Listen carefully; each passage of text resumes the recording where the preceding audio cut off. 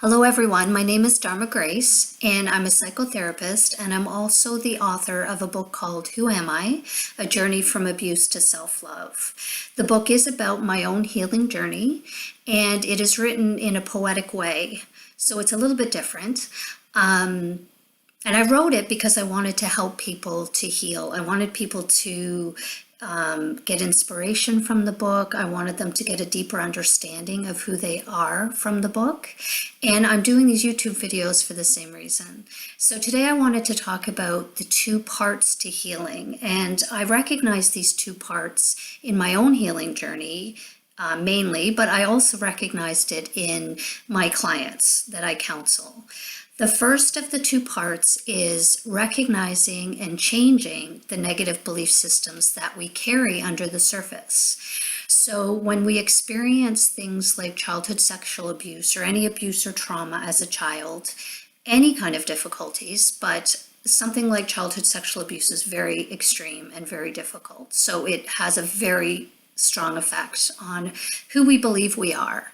As little children, we look outside ourselves to figure out who we are. We look at our parents, number one, or our main caregivers, people in our families, brothers, sisters, society, people we know at school, our peers, but as a very young child, it's mainly our main our main caregivers.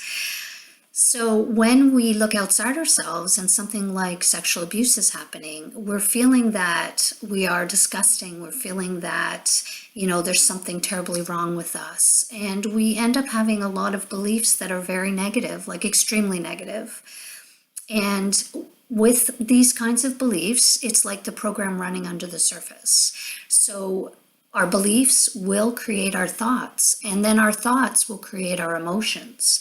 So having beliefs of specifically unworthiness, you're going to have thoughts like, I don't deserve that, I can't do that, I'm not very good. You might have, you would have beliefs of shame and guilt, and so you're going to carry a lot of that in your thoughts.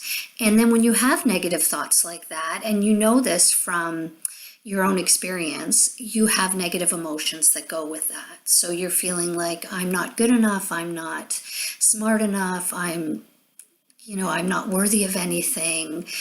You're gonna feel horrible. And that is what happens to people who experience abuse as a child or abuse at any time.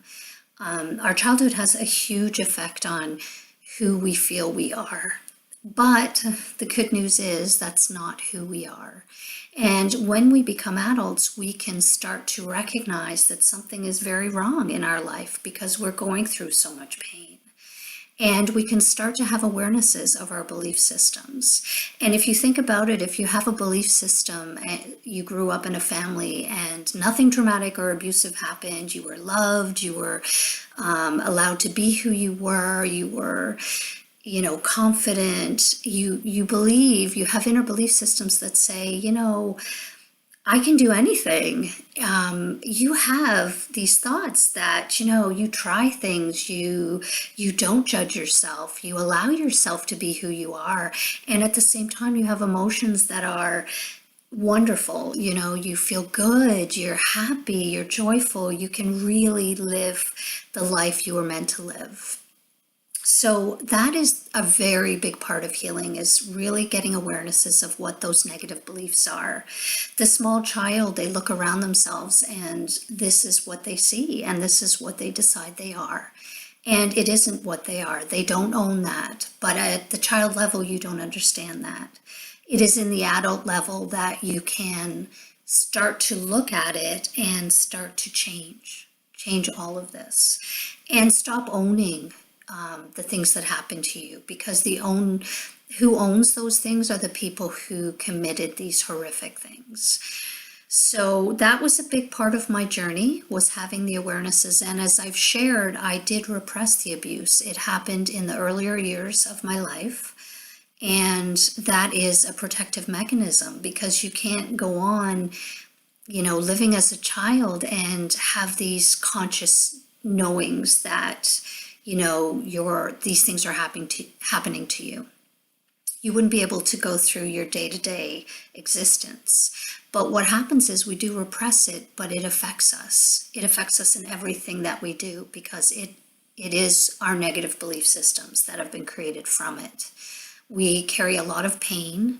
We also have a lot of triggers. Our brains are set up that things that we specifically remember as a child connected to the abuse, and that can be sounds and smells and tastes, will then trigger that horrific pain of the abuse, the fear, the betrayal, all of the horror of the abuse. And this does happen throughout our lives. And a lot of the time we're not aware of it at all.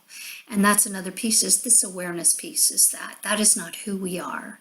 That's what happened to us. And, as an adult deciding, I'm not going to let those people decide who I am, and I did nothing wrong.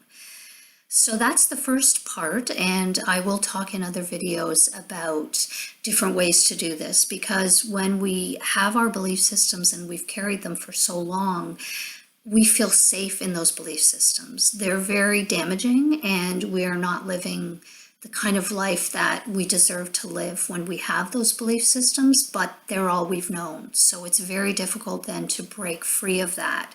It's almost like we've created this box that we live in. And in this box, we feel safe, or safer, I should say, because definitely there is a lot of fear when you've been abused. But it's the only thing, it's how we know to survive. So that's the first part, and I definitely will be concentrating on a lot of ways to do this. And it's a journey, and it is a pretty incredible journey. And you are you're the one who knows. No one else knows what you went through. No one else has the exact perception that you have had in that abuse, like how you've seen the abuse, things that have triggered you in the abuse. That's your journey to find out. And, finding support to do that is really, really important. You can't do it alone. You have to have a support system. So I will talk a lot more about that. The second part of healing is finding out who you really are. And it's kind of like, once you're able to get rid of these negative beliefs, there's a whole new sense of excitement, and there's fear. There's definitely fear, because it's so difficult to get rid of something you've known as yourself. It feels almost like, who am I then? And that's kind of why I wrote the book and titled it Who Am I? Because it is a journey when you heal into who am I, finding out who you really are.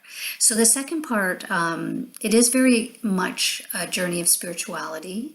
It's a journey inward to find out who you really are.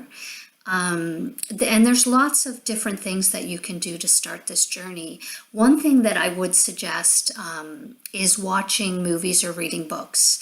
So a couple of movies that I can suggest. One is called The Secret, and it's by Rhonda Byrne. And the movie does take us to a different way of looking at life. And that really helps in these situations, because we've been so stuck. And we've mainly just been coping with what has happened to us. And it hasn't even left us any room to even look outside and decide, that's not who I am. So once you start this healing journey, starting to look outside of what you've known is really important, because it helps you to start shifting those things. So the movie The Secret is great. It does talk about, that there's a lot, the universe is very different than what you may have thought it was. Our lives are very different from what you may have thought they were. But again, it's taking that information and seeing what resonates with you, because everybody has to find their own truth. And within ourselves, there is the truth of who we are. And you will find that you will resonate with a lot of things. So it's a real journey of discovery, and it's actually a pretty amazing journey. The second movie that I could suggest, I want to suggest, is the movie called What the Bleep. And this movie does talk a lot about scientific things, quantum physics, that is finding proof towards the whole understanding of spirituality and who we really are. It's really starting to answer those questions. So those are two movies that will help broaden even your way of looking at life. And I think that is a really good start, because whatever resonates in those movies, whatever speaks the truth to you in those movies, will help you to shift who you have thought you were. There's amazing writers out there. Wayne Dyer is a fantastic writer. He's also got YouTube clips, and he has passed away, but he is one amazing teacher. And there's so many more. There are a series of books, actually, the first book that I ever read that started to make me realize that I was not who I thought I was, and I wasn't the person I was living. I wasn't living who I was. I was living a very horrific life, believing I was something terrible, and these are all the opposite of who you really are. So this would be the Conversation with God books, and they are by Neale Donald Walsch. So again, it's what resonates with you. Those books are really great. They're not religious based. He is having a conversation with God, and God is answering, but it is not the God of religion. It is more the God of unconditional love, the God of no judgment, the God of wonder and love and beauty and joy. And it's really helping us to see who we are and not who we've sort of been programmed to believe we are. So that is the end of this video, and I hope this helps, and I'm going to keep going with these videos. This one's taken a bit to do. I was away, so I'm just trying to get back on track with it. So I hope this is helping, and I will video again, and I love you guys, and I know you guys are amazing. I know you're wonderful soul beings, and you're having this incredibly difficult physical experience, and you're a warrior. You've gone through a war and you've survived, and now you can thrive. So until next time, we'll talk soon.